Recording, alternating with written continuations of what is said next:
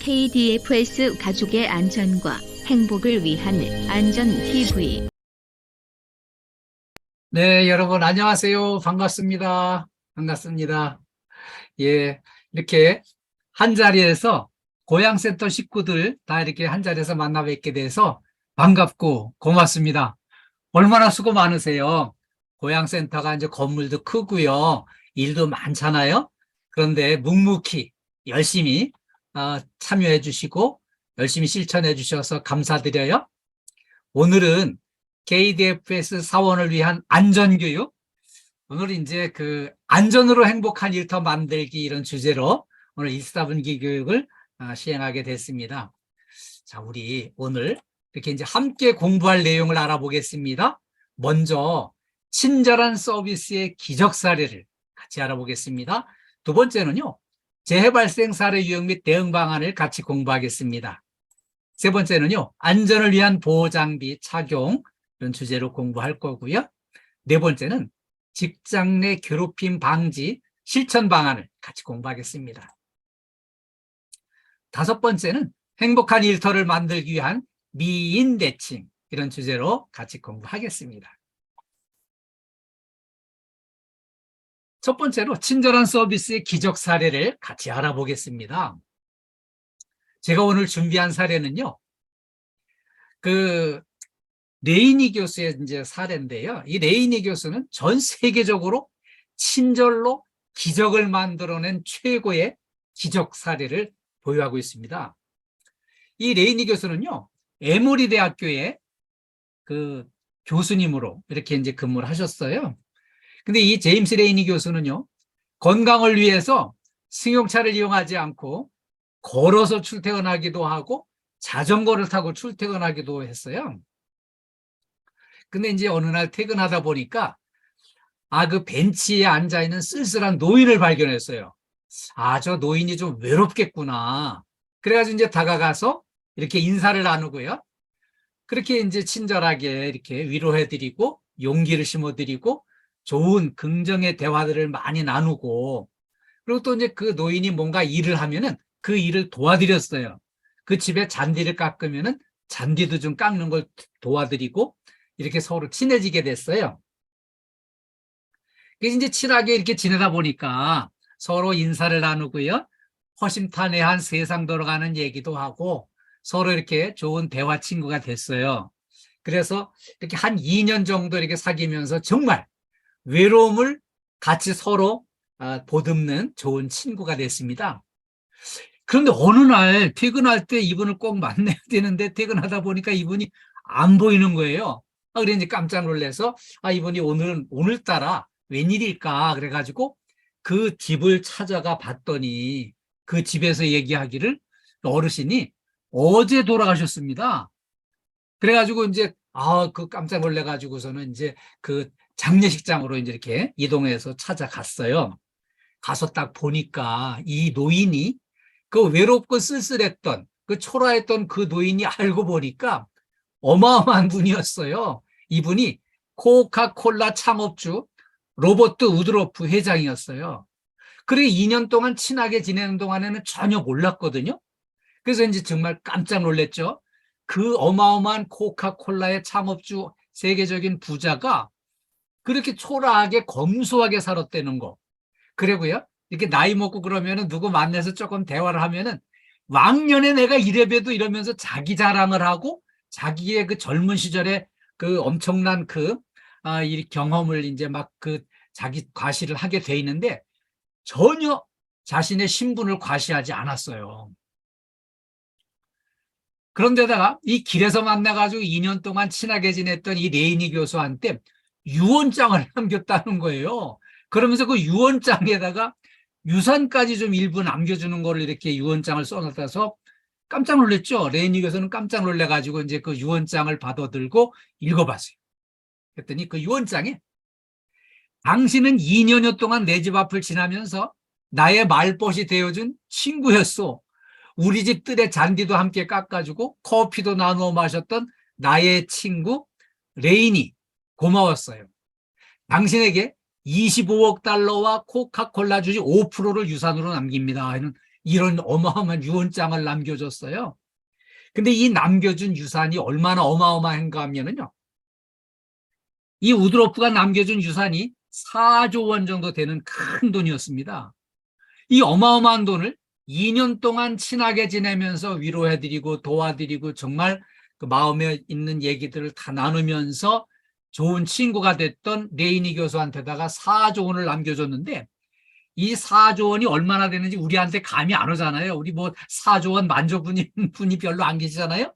4조 원이 우리 KT의 현재 시가총액이 9조 원이에요. 그러니까 우리 KT, 전국에 있는 KT 전체를 절반을 살 수 있는 그런 어마어마한 돈을 유산으로 준 거예요. 2년 동안 친하게, 친절하게 지냈던 이 레이니 교수한테요. 그래가지고 이제, 이거 나 못 받겠다고 해도 가족들은 이미 돌아가신 분의 뜻이니 이거를 거절하지 마시고 받으셔야 될 거라고 이제 그렇게 요구를 했어요. 그래가지고 어쩔 수 없이 4조 원을 유산으로 받아가지고요. 그 4조 원을 에모리 대학교, 본인이 일하고 있는 에모리 대학교의 발전기금으로 통째로 그냥 그대로 기증을 했습니다. 그래서 에모리 대학교는 더 탄탄하고 좋은 대학교가 돼서 연구중심 대학으로 박사과정만 50개가 되는 큰 이렇게 연구중심 대학에 실력이 있는 대학이 됐어요. 저도 이 에모리 대학교에 애정을 가지고 있습니다. 왜냐하면은 이 에모리 대학교에 관심이 많은데요. 저희 딸이 그 에모리 대학교에 이제 연구교수로 4년간 근무했습니다. 그래서 에모리 대학교에 특별히 관심을 많이 가지고 있는데요. 그 에모리 대학교에 가면은 그 이제 우드로프의 동산, 우드로프의 길, 우드로프가 기증한 건물 이렇게 쫙 곳곳에 우드로프의 이제 그런 흔적들을 많이 남겨놨어요.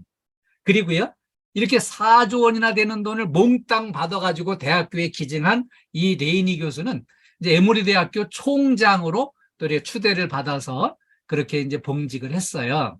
그리고요, 이 또 이제 이 레이니 교수가 우리나라하고도 인연을 맺은 게 93년도부터 97년도까지 주한 미대사로요, 우리나라에 와 있는 미국을 대표해서 우리나라에 와서 근무하는 대사를 역임을 했습니다.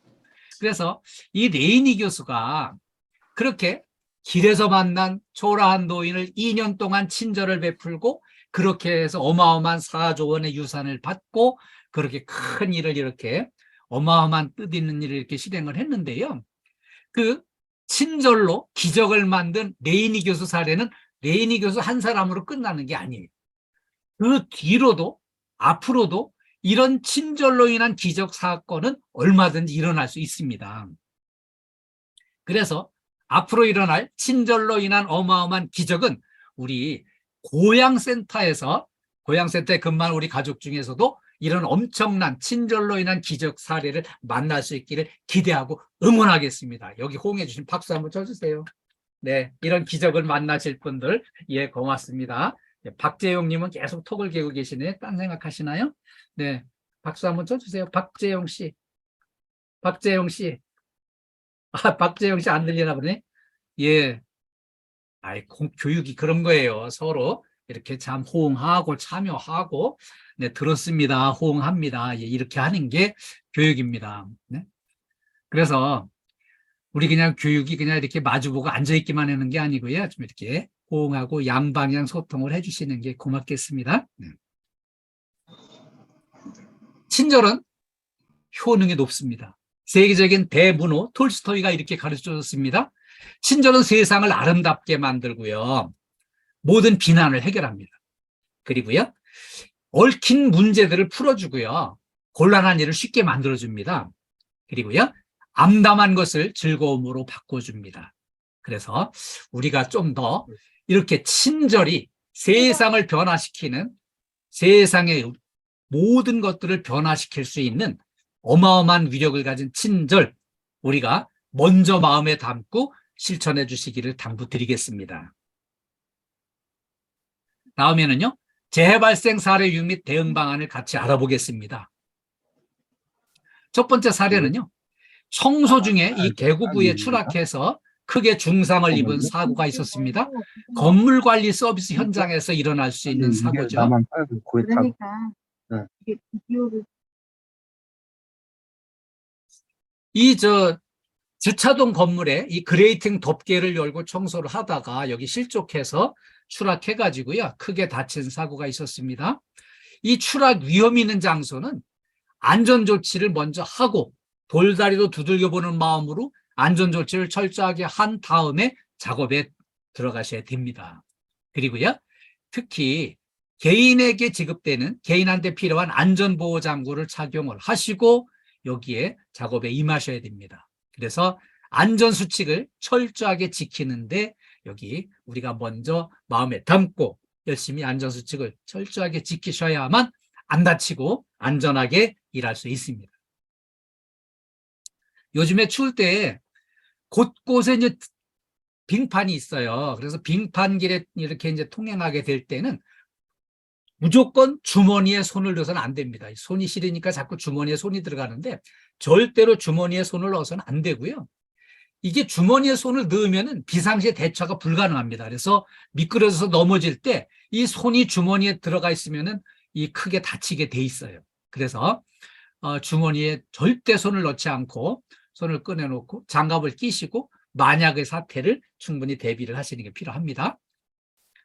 그리고요, 안전을 공부하려면요 필수로 공부하는 게 이 하이니히의 법칙입니다. 1대 29대 300으로 이렇게 이제 알려져 있는데요. 한 건의 대형 참사가 일어나려면은 그 이전에 경미한 부상에 이런 이제 29건의 경미한 사고들이 있고요. 사고와 연관되는 이런 행동들이 이렇게 이제 무상해로 이렇게 300건의 이런 소소한 일들을 지나치게 돼 있다는 거예요. 이거는요, 1920년대에 보험회사의 관리자였던 이 하이니히가 7만 5천 건의 사고를 분석해가지고요, 발견한 사고 발생에 관한 통계를 분석한 법칙이에요. 이 하이니 법칙은요, 1대 29대 300으로 이렇게 알려져 있는데요. 이 한 건의 사망사고, 대형 중상사고가 이렇게 발생을 하려면은 그 이전에 이거를 느낄 수 있는, 예지할 수 있는 29건의 경상적인 아주 그 경상이 인적 물적 손실이 수반되는 경상이 29건이 벌어지고요. 그 다음에 이런 우리의 무관심한 속에 소소한 것들이 300건들이 지나가게 돼 있다는 거죠. 불안전한 행동과 상태가 있었다는 거죠. 그런데 여기서 중요한 거는요, 설마 내가 여기 고양타워에서 10년을 근무하는데 안전사고 한 건 없었는데 설마 내가 사고 나고 설마 내가 다치겠어? 이 설마가 사람을 잡습니다. 그래서 설마는 절대 있을 수 없다는 거죠. 그리고요, 300건의 사소한 일들이 일어난다고 했지만 그 300건이 내가 안전수칙을 안 지키고 대충 넘어가는 거 300건 정도 넘어가야 대형 사고 한 건 난다? 그렇지 않습니다. 그 300번째 가서 사고 나는 것도 있고요. 오늘 당장 첫 번에 안전수칙을 안 지켜가지고 첫 번에 만날 수 있는 대형 사고를 오늘 만날 수도 있는 거거든요. 그래서 설마가 사람 잡는다는 거 기억해 주시고요.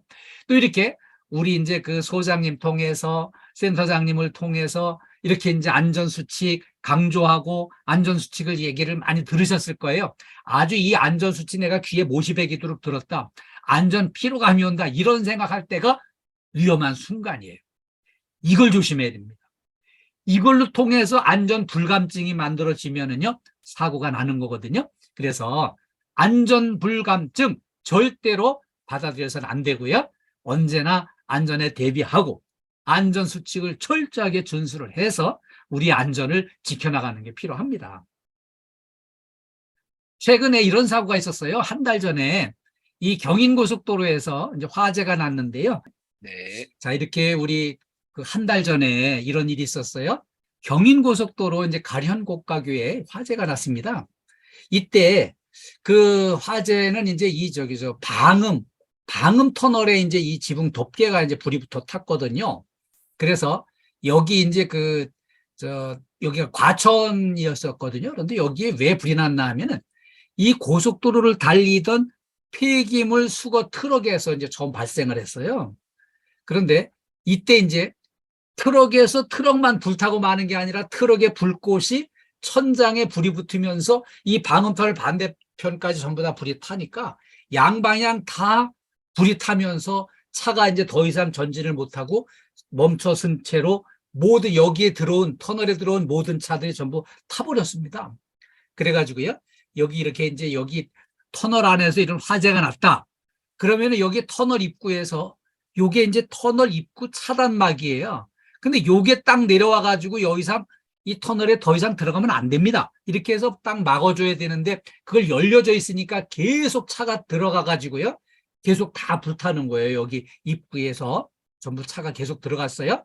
거기다가 이제 이렇게 들어가서 타다 보니까 이 터널이 뼈만 남은 상태가 됐고요. 이 속 안에 있는 이 모든 차량이 전부 불타버렸어요.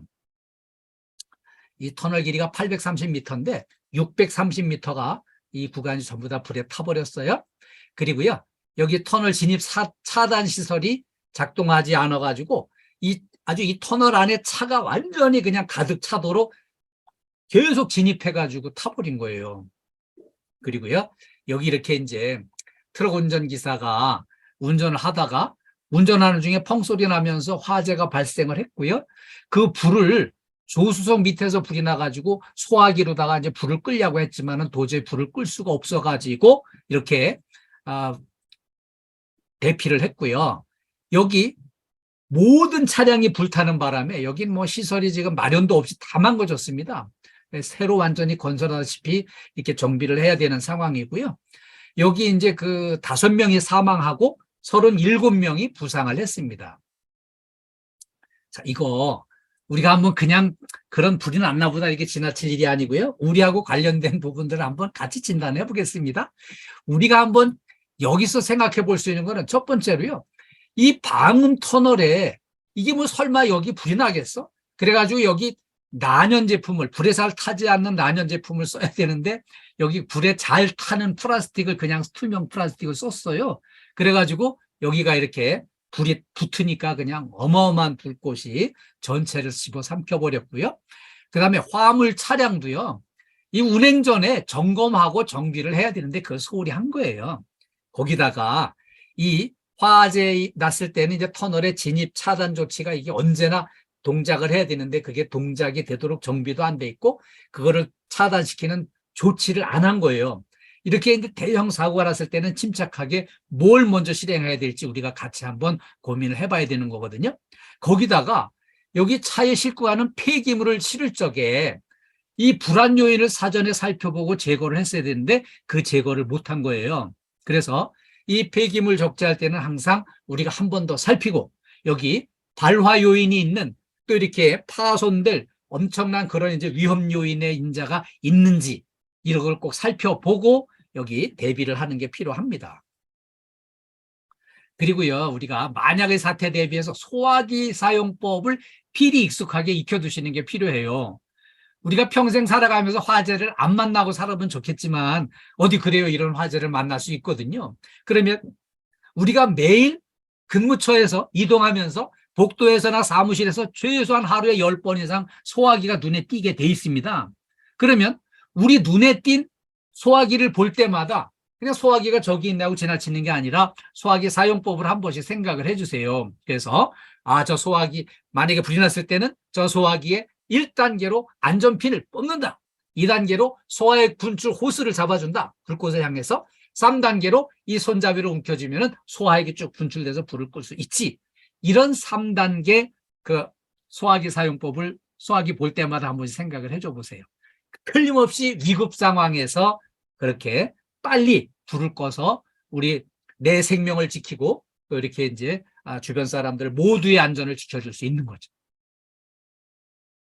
다음에는요, 안전을 위한 보호장비 착용을 같이 공부하겠습니다. 자, 이 안전보호장비가 참 중요한데요. 첫 번째로 안전모가 중요합니다. 왜 안전모가 중요할까요? 이 안전모를 쓰면은요, 물체가 막 이렇게 떨어지거나 날아와서 부딪히거나 이 가다가 막 이렇게 이마에 부딪히나 이런 걸로부터 내 머리를 보호를 해주는데요. 머리가 그만큼 중요하기 때문이에요. 자, 이렇게 안전모는요, 요 노란 부분 이거 이제 모체라고 그러죠, 우리가.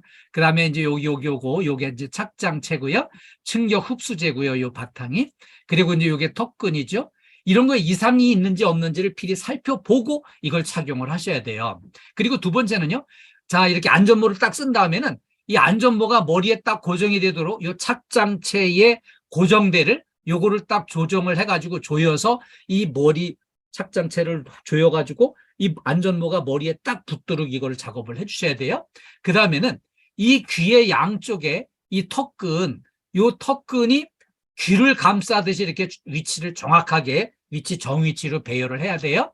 그 다음에 중요한 거는요, 이 안전모가 벗겨져 나가지 않도록 이 턱근을 단단하게 조여서 완전히 고정을 해줘야만 이렇게 안전모가 제 역할을 할 수가 있어요. 다음에 두 번째는 안전화가 중요해요. 이 안전화는요, 물체가 이렇게 위에서 뚝 떨어져서 낙하와 충격, 끼임, 찔림 이런 감전 등으로부터 발을 보호해 주거든요. 그러면 안전화 사용법에서 절연화나 이제 절연장화는 구멍이나 찢김에서는 즉시 폐기를 해야 되고요. 내부가 항상 건조하도록 관리를 해야 됩니다. 그리고 가죽재 안전화는 물에 젖지 않도록 관리를 해야 되고요. 이 안전화가 화학물질에 노출됐다. 그러면 물에 꼭 알뜰하게 깨끗하게 씻어서 말려서 보관을 해야 됩니다. 그리고요, 이렇게 이제 가죽재 안전화는 이 물체가 떨어져서 충격받는 이런 걸로부터 발을 보호를 해줍니다. 네. 그리고요, 이 고무재 안전화는요, 발에 물이 들어가는 거를 이제 위험물 들어가는 거를 막아주는데 효과를 봅니다. 그리고요, 이렇게 이제 절연화는 전기에 감전되는 걸 방지를 해줍니다. 이 안전화 착용할 때 특히 조심해야 될 거는요, 이렇게 발의 치수에 맞는 거를 신어야 되고요. 착용을 했을 때는 끈이 풀리지 않게 단단히 묶어서 조치를 해야 됩니다. 그리고요, 안전하실 때 특히 주의해야 될 거는 절대로 꺾어 신어서는 안 된다는 거. 이거를 꼭 기억을 해주세요. 이 안전화는 똑바로 신어야지 효과를 볼 수 있는 거죠.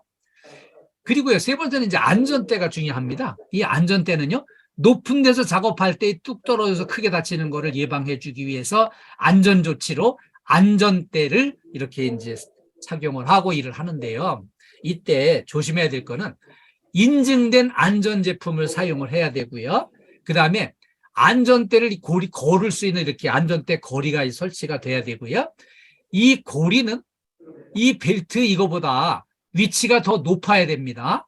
그리고요, 이 길이는 2.5m 이내로 좀 짧게 해야 효과를 볼 수 있어요.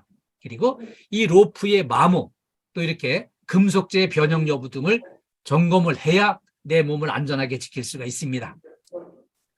네 번째는 이제 보안경이 중요한데요. 이 보안경, 왜 이 보안경이 중요할까요? 눈을 보호하기 위해서 이제 보안경이 필요하거든요. 분진, 약품 이런 게 우리 이제 위험하고요. 그다음에 유해광선도 차단을 시켜서 눈을 보호하기 위해서 이렇게 이제 보안경을 사용하는 거죠. 자, 그러면 이 보안경은 안전 인증 제품이나 자율 안전 확인 신고 제품을 사용을 해야 됩니다. 그리고요, 이 작업할 때 발생하는 유해 광선의 강도, 성격에 맞는 차광 보안경을 사용을 해야 되고요. 착용할 때 편리하도록 가볍고 시야가 넓은 보안경을 사용을 해야 돼요. 여기 사진 모델 여러분도 잘 아는 사람이죠? 네, 이 사람 아주 열심히 하고 있습니다. 이렇게 모델까지. 네. 자, 움직이더라도 보안경이 벗겨지거나 움직이지 않도록 견고하게 고정을 해야 되고요. 그 다음에 이 렌즈에 흠이 있거나 때가 끼거나 깨짐이 없는지 점검하고 깨끗하게 사용을 해야 돼요. 그리고 사용한 다음에는 이렇게 세척을 해가지고요, 물기가 완전히 없도록 건조시킨 다음에 지정된 장소에 보관을 해놨다가 다음에 또 사용하는 거죠. 다섯 번째는요, 청력 보호구를 사용해야 되는 경우가 있어요. 그 작업장에 소음이 땅땅 이런 소리가 나고 막 그냥 긁히는 소리 나고 막 이렇게 엄청난 시끄러운 데서 이 청력 보호구를 사용하지 않고 그냥 귀가 노출되면은 귀가 망가져 가지고요, 늙어가면서 귀 어두워지면 고생해요.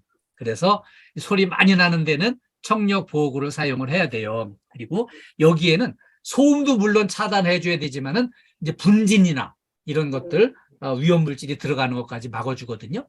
그래서 이 착용하기 전에는 먼저 이 청력 보호구의 파손 유무를 먼저 확인을 해야 됩니다. 그리고요, 머리 크기에 맞도록 귀덮개의 좌우 조절대를 이걸 조정을 해줘야 돼요.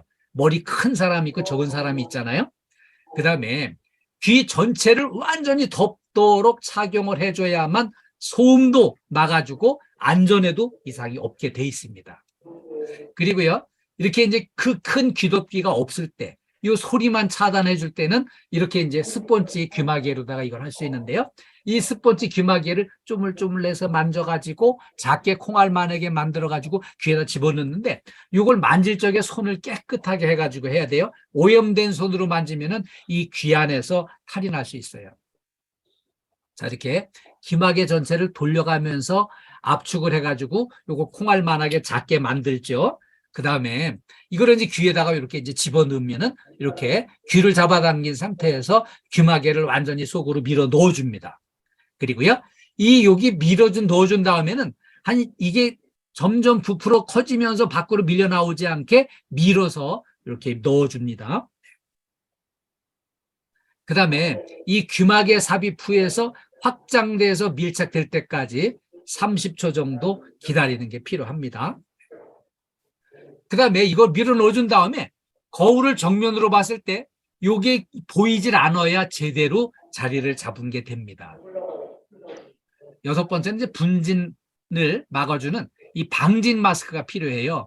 이 분진이 어마어마하게 많은 장소에서 일을 할 때는 우리 지금 쓰고 있는 마스크 가지고는 부족해요. 이 방진 마스크를 써야 되거든요. 이 방진 마스크는요, 분진 흡입을 막아주고요, 화학물질 같은 거, 산소 결핍, 질식체 이런 거를 다 차단을 해주기 때문에 이 방진 마스크를 써야 돼요. 그리고요, 방진 마스크를 쓸 때는 이렇게 방진 마스크를 컵 모양으로 둥글게 편 다음에 머리끈을 아래로 방향으로 떨어뜨려 가지고 이렇게 입에 갖다 이제 대고요. 그 다음에 입에 갖다 댄 다음에 끈을 뒤로다가 밀어서 이렇게 서로 묶어줍니다. 그 다음에 이 마스크의 가장자리를 펴가면서 방진 마스크를 내 얼굴에 완전히 밀착을 시켜 주셔야 돼요.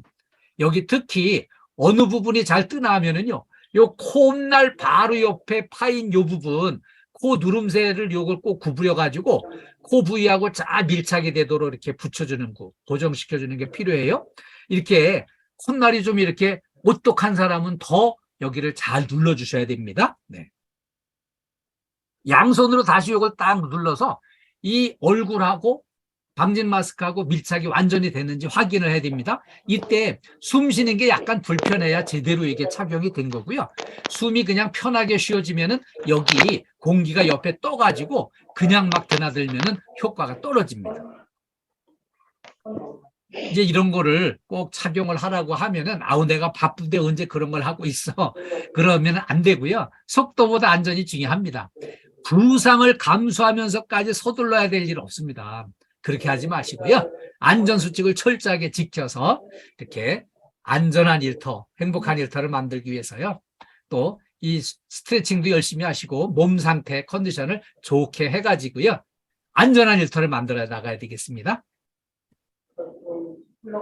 다음에는 직장 내 괴롭힘 방지 실천 방안을 함께 공부하겠습니다. 이 직장 내 괴롭힘 방지법이 만들어진 거는요, 국가인권위원회에서 이제 직장인들한테 괴롭힘을 당해봤나 이런 거를 이제 전부 설문조사를 했는데, 그때 직장인 10명 중에 7명이 괴롭힘을 당해봤다고 그렇게 이제 설문에 나온 거예요. 이렇게 이제 괴롭힘이 많이 발생하는 일터는 따로 있기는 해요. 그런데 우리 이제 고양센터는 이런 일이 없다고 믿고 있어요. 근데 앞으로 이런 일이 없어야 되기 때문에 오늘 이렇게 이제 이런 교육을 하는 겁니다. 네. 직장 내 괴롭힘을 이제 그냥 있는데도 그냥 서로 불편해서 얘기 꺼내지 않고 그냥 머뭇거리고 이렇게 있으면은 여기에 문제가 심각해요. 법정 비용도 발생하고요. 손해 비용이 발생을 합니다. 그리고 생산성이 하락이 되고요. 기업 이미지가 손실되고 그 괴롭히는 사람이나 괴롭힘 당하는 사람이나 그 주변 사람 모두 다 힘들어지게 돼 있어요. 그래서 직장 내 괴롭힘을 판단하는 요소에 행위 요건이 3가지 요소가 있습니다. 이 3가지 요소 중에 첫 번째는 관계 등의 우위를 이용하는 것. 두 번째는 업무상의 적정 범위를 넘어서는 것. 업무상의 적정 범위가 뭐예요? 우리가 일을 잘하기 위해서 이런 거는 이렇게 실행하고 그 체크리스트에서 이런 거 우리 해나갑시다 이렇게 일하는 걸, 일을 추진하는 거는 적정 범위 이내에 들어가는 거예요. 업무상 필요한 거 이외의 것을 가지고 이제 힘들면은 안 되겠다는 거죠. 그 다음에 정신적으로 고통을 주거나 근무 환경을 악화시켰을 것, 요 세 가지 요소가 충족돼야만 이렇게 직장 내 괴롭힘이 이제 요건이 되는 거죠. 그리고 여기 이제 행위 요건은요, 관계의 우위성을 이용을 해야 되는데 지위의 우위가 있을 수 있고요, 관계의 우위가 있을 수 있고요, 또 우위성에 내가 가진 우위성을 활용을 하는 게 될 수 있습니다. 그러면은 이렇게 이제 우위의 행위 요건에서 우위에 있는 요소들은 이런 게 있어요. 업무 내에 그 직장 내에서 이제 영향력이라든지, 그 다음에 이제 정규직 여부, 또 수적인 측면에서 개인 대 집단 이런 것도 있을 수 있고요. 그 다음에 이제 인적 속성에 의해서 이렇게 5사람이 근무를 하는데, 여기 4사람이 딱 뭉쳐가지고 한 사람을 힘들게 하면 안 된다, 그런 얘기죠. 그리고 이제 근로자의 이렇게 이제 조직 구성원의 어떤 이제 뭐 편제상 이런 것들이 이제 그 균형이 깨지면은 문제가 생길 수 있어요. 그 다음에 업무상 적정 범위를 넘은 걸로 인정되는 행위는 업무에 필요해서 업무를 추진하는 것은 당연히 그건 해야 될 일입니다. 우리 조직 세계에서. 그런데 업무와 무관하게 폭행을 한다든지 협박을 한다든지 이런 게 이제 문제가 되고요. 말로 이제 폭언하는 거, 욕설하는 거, 험담, 남 듣지 못하는 뒷담화 이런 것들이 언어적인 행위가 문제가 될 수 있고요. 그 다음에 사적인 용무를 지시하는 문제가 있을 수 있고요. 그 다음에 집단으로 짜고 따돌림을 준다든지 업무 수행 과정에서 의도적으로 무시하거나 이런 경우들, 이런 게 문제가 됩니다. 그리고요, 업무와 무관한 일을 막 반복해서 지시하는 것도 문제가 되고 있어요. 그리고요, 또 이렇게 업무상 적정 범위를 넘는 걸로 인정되는 행위는 과도한 업무 부여를 하는 것도 문제가 되고요. 그 다음에 정상적으로 원활하게 업무를 하고 있는데 그거를 못하게 방해를 하는 이런 행위까지 포함이 됩니다. 직장 내 괴롭힘 판단 요소에서 신체적, 정신적 고통을 주거나 근무 환경을 악화시키는 거, 화장실 앞에서 이제 계속 근무하라고 이제 시킨다든지, 또 이렇게 신체적, 정신적 고통을 느끼도록 이렇게 이제 근무 환경을 나쁘게 만든다든지 하는 것들이 문제가 되죠. 그리고요, 행위 장소는 회식이나 기업 행사 현상 이런 것도 포함이 되고요. 그 다음에 외근지나 출장지, 그 다음에 사적인 공간에서, 그리고요, 특히 여기는 이제 요즘에 많이 벌어져요. SNS, 사내 메신저, 또는 이제 단체로 카카오 단톡, 단체방 이런 데서 누구 막 욕하고 집중해서 공격하고 이런 거 절대 안 되는 거죠. 그러면 직장 내 괴롭힘의 판단은 어떻게 하는가? 딱 종합적으로 판단을 하는데요. 당사자와의 관계라든지 행위 장소와 상황, 그리고 행위에 대한 피해자의 반응이 어땠었는지, 행위 내용의 정도, 그리고 행위 기간이 일회성인지 지속성인지 이런 거를 종합적으로 판단해서 직장 내 괴롭힘으로 분류를 합니다. 그러면 우리 직장 내 괴롭힘을 근본적으로 예방하는 대책을 함께 알아봅시다. 자, 직장 내 괴롭힘을 근본적으로 예방하기 위해서는요, 제일 첫 번째로는요, 역지사지예요. 입장 바꿔놓고 생각해 보는 거예요. 응? 내가 상대방한테 불편한 얘기를 할 때 내가 저 사람 입장이라면은 내가 이런 얘기를 하는 걸로 정말 정상적인 업무 수행으로 받아들일까? 업무가 아닌 일방적으로다가 미워하고 괴롭히려고 하는 거로 인정을 할까? 이런 거를 입장 바꿔놓고 생각해 보면은 아주 분명하게 스스로 판단할 수 있습니다. 역지사지, 입장 바꿔놓고 생각해 보는 거. 두 번째는요, 상호 존중입니다. 존중이 일방적으로 누구 한 사람을 일방적으로 다 모든 사람이 이렇게 존중할 수는 없어요. 서로 존중을 해야, 서로 먼저 존중을 해야 존중받을 수 있는 거죠. 또 한 가지는요, 신뢰 구축입니다. 차근차근히 한 달, 2달, 1년, 3년 차근차근히 계속 꾸준히 내가 성실하게 노력하고 선의로 대하고 이렇게 해서 신뢰를 구축을 해나가야지, 어느 날 갑자기 승질난다고 그냥 그 순간을 못 참고 막 버럭 화를 내고 막 이렇게 이제 해놓고서는 이제 난 뭐 성질이 좀 급한 게 문제고 뭐 먹은 마음은 없고 뒤끝은 없고 이거 해봐야 소용이 없습니다. 미리 조심을 해서 끊임없이 신뢰를 구축을 해야만 서로 신뢰하게 돼 있어요. 신뢰를 쌓는 거는 상당히 어렵고 힘든 일이지만 신뢰가 무너지는 건 순간이에요. 그래서 우리가 신뢰를 꾸준히 이렇게 구축을 해서 차근차근히 근무하는 동안 꾸준히 쌓아 올려가는 게 필요하다는 거죠. 그래서 요 세 가지를 꼭 기억을 해주세요. 역지사지, 입장 바꿔놓고 생각해보는 거. 두 번째는 상호 존중한, 서로 존중하는 거. 내가 먼저 존중을 해줄 때 상대방도 나를 존중을 해주는 거죠. 그래서 이렇게 세 가지를 꼭 기억을 해주시는데 꾸준히 참고 인내하고 섬기고 넉넉한 마음으로 신뢰를 쌓아 올려서 우리 고향센터가 모범적으로 이렇게 직장 내 괴롭힘이 없는 신뢰가 조성되어 있는 일터로 만들어 주시길 당부드리겠습니다. 네. 다음에는 이제 행복한 일터를 만들기 위한 미인 대칭을 공부하겠습니다.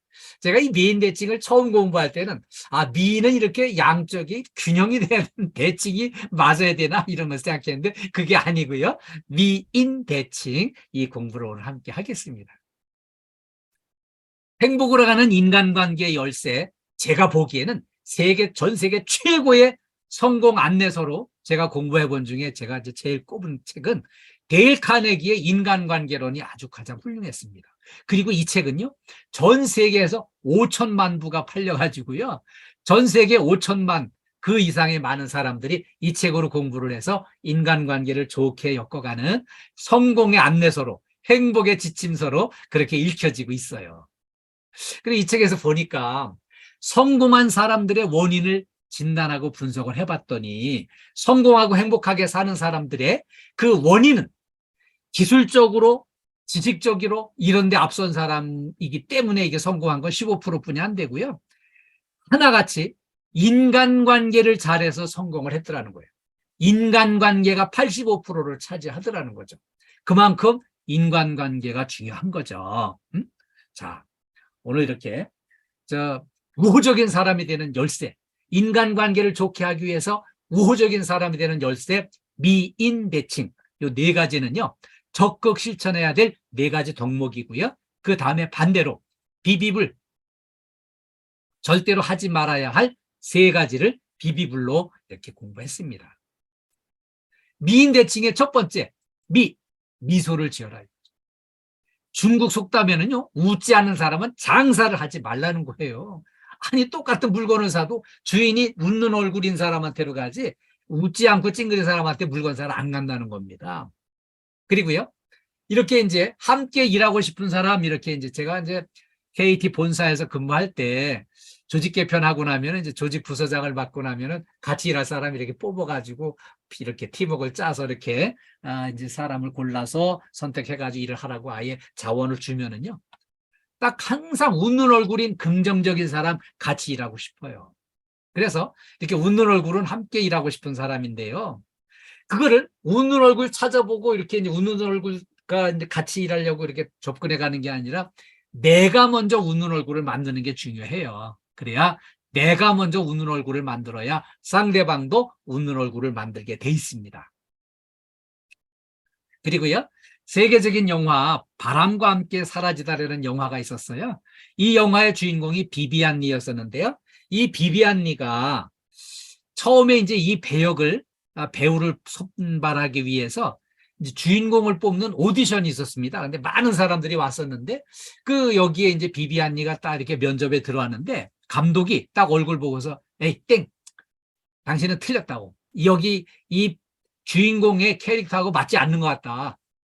탈락, 불합격, 되돌아가라고 이렇게 이제 불합격 대자를 놨어요. 근데 그 순간에 대부분이 실망하고 찡그리고 막 한숨 쉬고 나가는데 비비안 리는 웃으면서 저는 이 주인공 오디션에 참여한 것만 해도 감사합니다. 웃으면서 이렇게 인사를 하고 돌아서는데 감독이 잠깐 들어가지고요. 당신 내가 탈락시켰는데 다시 내가 뽑겠다고 불러드렸어요. 왜 그랬나 하면은요, 이 바람과 함께 사라지다는 그 어마어마한 그런 난관 속에서도 결코 절망하거나 좌절하지 않고 꿋꿋이 일어나는 그 역할인데, 아니 여기 오디션에서 탈락해가지고서는 절망적인 순간에도 절대로 절망하지 않고 포기하지 않고 웃으면서 이렇게 오디션 기회 준 것만 해도 감사합니다고 인사하는 이 태도에 마음에 들어가지고요. 그 사람을 뽑아서 주인공으로 세워서 이렇게 바람과 함께 사라지는 영화를 만들고 그 영화가 아카데미 상을 타게 됐는데 그때 이 비비안 리가 아카데미 여우주연상 세계 최고의 영화배우라는 그런 엄청난 상을 받게 됐습니다. 그래서 이렇게 미소가 그 순간의 미소가 완전히 인생을 바꿔놓은 거죠. 예, 이 영화의 역사를 바꿔놓은 사람이 됐습니다. 미인대칭의 두 번째 인사를 잘하자예요. 인사는요, 마음의 문을 여는 열쇠입니다. 세계적으로 이 인사를 잘하는 사람으로 오바마 대통령을 꼽아주는데요. 오바마 대통령은요, 누구를 만나든지 진심 어린 인사를 하고요. 인사를 한번 딱 나누고 나면 상대방을 내 편으로 다 끌어들이는 엄청난 마력을 가지고 있어요. 왜냐하면 이런 정도 인사를 정말 진지하게 한 사람 한 사람 인사를 할 때마다 웃는 얼굴로 지그시 이렇게 바라보면서 마음을 열고 따뜻하게 상대방을 존중하는 이런 태도로 인사를 하면서 내 편으로 끌어들였기 때문에 미국의 저 변두리에서 지방의회 의원이었던 사람이 어느 날 갑자기 탁 발탁이 돼가지고 대통령 후보가 되고 대통령이 돼서 그렇게 정치를 8년 동안 잘 해나갈 수 있었잖아요. 그래서 인사가 그만큼 중요하고요. 월마트 창업자 샘 월튼도요, 인사를 중요하게 여기고 잘 실천했습니다. 만날 때마다 미소로 인사하고요, 겸손하게 대화하고 아주 존경받는 그런 이제 비결을 이렇게 또 종사원들한테 교육을 잘 해서 이렇게 세계적인 유통기업을 만들 수 있었습니다. 그래서 인사를 잘하는 게 그만큼 중요하고요. 미인대칭의 세 번째, 대화를 잘하자예요. 대화는요, 사람만이 할 수 있어요. 동물들은 대화를 못해요. 이렇게 대화를 잘하면 친밀감으로 대화하면 신뢰가 구축되고요. 온화한 내 마음을 전달을 해서 이렇게 서로 가까워질 수 있거든요. 대화할 때는 상대방에 집중하고요. 정성을 다해서 대화를 해야 됩니다. 그리고 대화할 때는 상대방을 존중하고 상대방을 배려하는 게 그만큼 중요해요. 세계적으로 인구는 0.2%뿐이 안 되지만 그렇게 이제 노벨상의 25%를 차지했던 유태인들은 정말 자녀 교육을 훌륭하게 잘 해내는 걸로 꼽힙니다. 그런데 유태인들은 어떻게 자녀 교육을 잘해서 훌륭한 인물들을 많이 키워냈을까? 유태인들의 자녀 교육 비결을 제가 이제 집중해서 공부하고 살펴보다 보니까 이 대화를 정말 잘 교육을 시키는데요. 그 대화를 잘 훈련시키는 두 가지 자녀 교육 비법이 있는데요. 첫 번째는 밥상머리 교육이에요. 저녁 식사를 한 1시간 이상 2시간 가까이 저녁 식사를 길게 하면서 그 온 가족이 그날 하루 종일 있었던 모든 사건, 교훈, 이런 소감, 이거를 전부 다 식구들한테 소개를 하면서 자녀들 전부 다 대화로 이렇게 훌륭한 교육을 잘 시켜나가는 걸 볼 수 있었고요. 또 한 가지는 침상머리 교육이에요. 자녀들이 저녁에 잠자리에 들고 잠드는 순간까지 이렇게 이제 잠이 멀쩡한 상태에서 잠드는 순간까지 그때 이 잠재의식 속에 좋은 대화를 자녀들을 이제 위해서 옛날 이야기도 해주고요. 또 이렇게 자녀에게 바라는 마음들 진지하게 담아서 전달하고 좋은 동화책도 읽어주고 성경책도 읽어주고 하면서 아주 세련된 문장, 교훈이 되는 내용, 그런 것들을 이제 하나하나 이렇게 다 심어주면은 잠든 이후에까지도 그거를 전부 이제 전달을 해주면은 이 침상머리 교육을 통해서 자녀들이 생각이 정돈이 되고요. 건전해지고 이렇게 많은 세련된 문장을 통해서 이렇게 인격이 성숙돼가는 훈련을 시킬 수 있었던 걸 알 수 있었어요. 그래서 이 대화를 잘하는 게 그만큼 중요한데 이 대화 교육이 밥상머리 교육과 침상머리 교육으로 이렇게 실행을 해서 세계적인 훌륭한 인재들을 많이 키워내가지고요. 그렇게 인구는 아주 적지만 이렇게 노벨상을 4분의 1을 수상할 수 있는 인재들을 성공적으로 키워낸 거예요. 미인대칭 네 번째 칭찬을 잘하자예요. 칭찬이 중요합니다. 미국에서 가출한 주부들을 전부 다 면담을 해가지고요. 그 심리를 통계를 내봤더니 가출한 주부들이요. 왜 가출을 했을까? 원인을 찾아보니까 경제적인 문제가 아니었어요. 집에서 뭔가 열심히 식구들을 위해서 이렇게 생색 안 나는 일을 열심히 했는데 저녁에 남편이나 식구들이 귀가해가지고 그 주부를 인정을 안 해주고 칭찬을 안 해주는데 그만 거기에서 마음의 갈등을 느끼고 그래가지고서는 이제 가출을 하고 인정받지 못해서 칭찬 듣지 못해서 이렇게 이제 가출을 했던 걸로 진단이 나왔습니다. 그래서 어떻게 해요? 우리 고향센터 식구들 오늘 퇴근하시면은 집에 계신 분들 인정해주고 칭찬 좀 많이 해주세요. 그래야 가정의 평화가 유지가 됩니다. 그리고요, 칭찬은 고래도 춤추게 한다 그러죠. 그 어마어마한 돌고래가 어떻게 그 쇼를 그렇게 잘할 수 있을까요? 돌고래는 쇼할 때마다 서투를 때부터 계속 칭찬을 해줍니다. 그래서 이제 고래를 춤추게 만드는데요. 어떤 칭찬해요? 막 박수 쳐주고요. 그 고래를 막 쓰다듬어 주고요. 칭찬하면서 또 맛있는 고기도 준비해놨다 이렇게 먹이고 하면서 계속 점점 더 쇼를 더 잘하도록 고래를 더 쇼를 잘하고 춤을 추게 만드는 거죠. 거기다가 우리나라의 그 역사 중에 유명한 인물 바보 온달을 평강공주가 결혼을 해가지고요. 날마다 그 바보 온달을 칭찬을 하면서 훌륭하게 변화시켜가지고요. 그 바보 온달이 장군 온달이 돼가지고요. 그 북방 오랑캐가 이제 전부 쳐들어오는 거를 다 이렇게 막아서 나라를 구했던 그런 훌륭한 인재로 성장을 했죠. 평강공주의 칭찬이 바보 온달을 온달 장군으로 만들었습니다. 그리고요, 우리가 근무하면서 직장 동료한테 받고 싶은 칭찬을 먼저 해주세요. 응? 이렇게 정말 당신 최고십니다. 수고 많으십니다. 멋지십니다. 이렇게 수고 많으십니다. 칭찬 최고십니다 하는 이런 칭찬을 받고 싶은 칭찬을 먼저 하시면 충분히 좋은 관계를 이끌어갈 수 있습니다. 자, 이제 미인대칭 끝나고요. 다음에 남은 건 이제 비비불인데요. 첫 번째 비난하지 말자예요. 남의 나쁜 점을 들춰내서 뒷담화 이런 거 하지 말고요.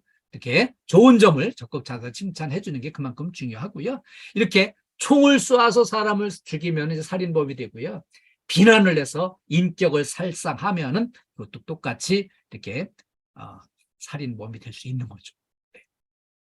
두 번째 비는요, 비평하지 말자예요. 막 냉철한 지적, 합리적 충고 이런 거 좋은 것 같지만은 사실은 지적보다 합리적으로 이렇게 칭찬으로 변화를 유도하는 게 그만큼 중요합니다. 그래서 우리가 이제 부모님의 이제 잔소리, 또 부모님의 가르침, 어떤 이제 잘 되는 사람들은 이제 부모님의 그 가르침 덕분이었다고 그러고요. 막 삐뚤어지고 망가진 사람들 보면 또 부모님의 잔소리 때문이었다고도 해요. 그러면 이 잔소리와 가르침의 경계는 어디에 있을까요? 진정한 사랑으로 알려주는가? 또 한 가지는 내가 먼저 실천하면서 가르치는가? 나는 실천을 안 하면서 상대방한테만 하라고 이렇게 하면은 그게 실제 잔소리가 되고요. 내가 먼저 실천하면서 권유하면은 이거는 충분히 가르침, 교훈이 되는 거거든요.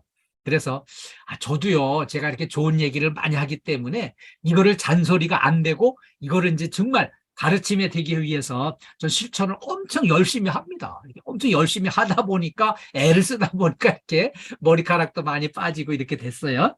하여튼 실천하면서 가르치는 게 중요합니다.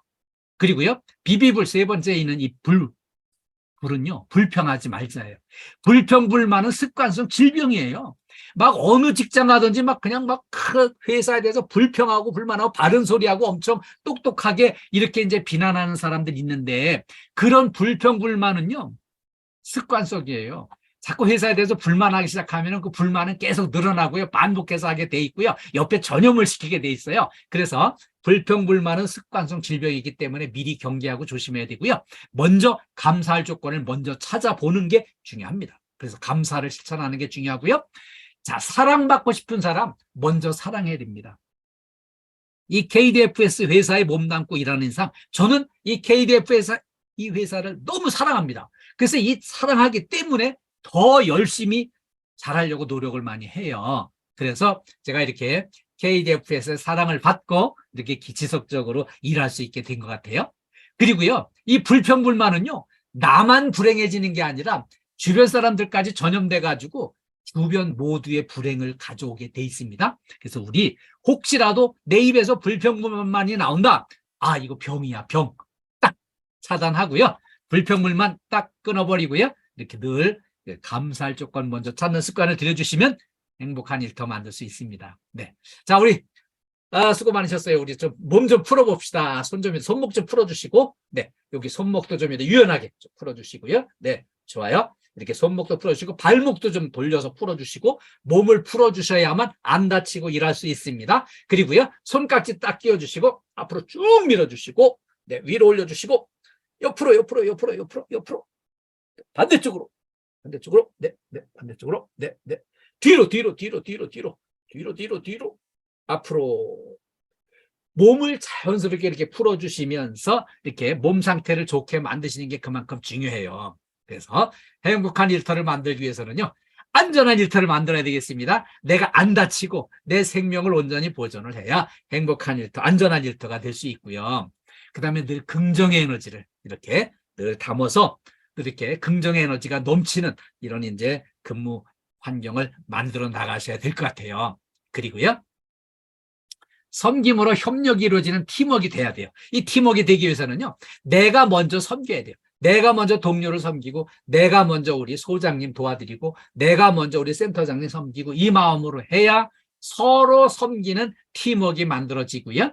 그 다음에 뭐니 해도 행복한 일터에는요, 이 웃는 얼굴이 중요해요. 이 웃는 얼굴을 만들어야 이게 행복한 일터가 되고요. 이 행복의 바이러스가 주변에 전파가 돼가지고요, 모든 우리 고향센터 안에 모든 식구들이 행복한 일터에서 행복을 이렇게 간직하고 에너지를 충전해서 행복한 일터를 만들어갈 수 있습니다. 그래서 우리 재해 예방과 안전이 행복입니다.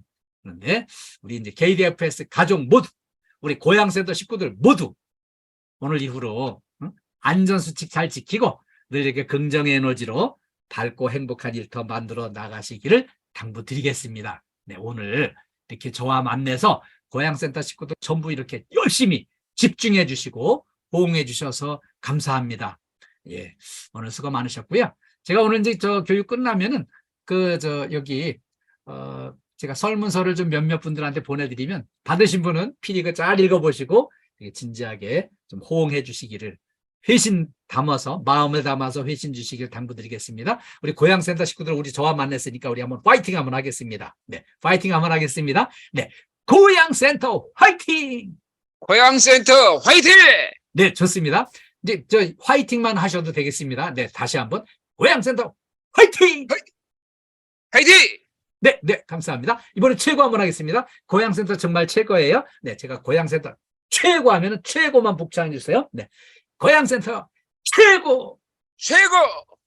네, 감사합니다. 감사합니다. 예, 우리 박재건 센터장님께서 마무리 말씀 한 말씀 부탁드릴게요. 네. 오늘 좋은 교육 참 감사드리고요. 매번 받는 교육이지만 사실 매번 또 감동합니다. 친절의 효능에 대해서 좀 오늘 많이 배웠고요. 세상을 아름답게 하는 것들이 친절이고 감사이고 또 남을 섬기는 배려이고, 우리가 또 우리 직장을 아름답고 행복하게 하는 것들이 결국은 친절이고 감사이고 아마 배려이고 이런 것들이 아닐까 생각해요. 좋은 직장을 만든다는 것은 나 혼자 해서 되는 게 아니고 우리 모두가 노력해야 되는 것 같아요. 조금 더 옆에 부족하신 분들 채워주고 남는 에너지가 있는 분들이 좀 끌고 갈 수 있는 그런 우리 고향센터가 됐으면 쓰겠고요. 가장 중요한 것이 비난하지 말고 비평하거나 불평하지 말고 불평불만하지 말자라는 이것은 좀 습관화해야 될 것 같고요. 먼저 감사하고 이웃 또는 주변 동료들에게 뭔가 도움이 되고 섬기는 마음 자세로 우리 고향센터가 나아갔으면 합니다. 그리고 일반적으로 우리가 업무를 행할 때도 먼저 급하고 조급한 생각보다는 안전을 먼저 생각하는 그런 마음가짐을 가지고 일상에 임해 주시길 바랍니다. 감사합니다. 교수님 수고하셨습니다. 예, 감사합니다. 우리 고향센터 가족 모두 사랑합니다. 건강하시고 사랑합니다. 행복하세요. 네, 다음에 뵙겠습니다. 예. 끝까지 시청해주셔서 감사합니다. 구독과 좋아요, 알림 설정은 사랑입니다.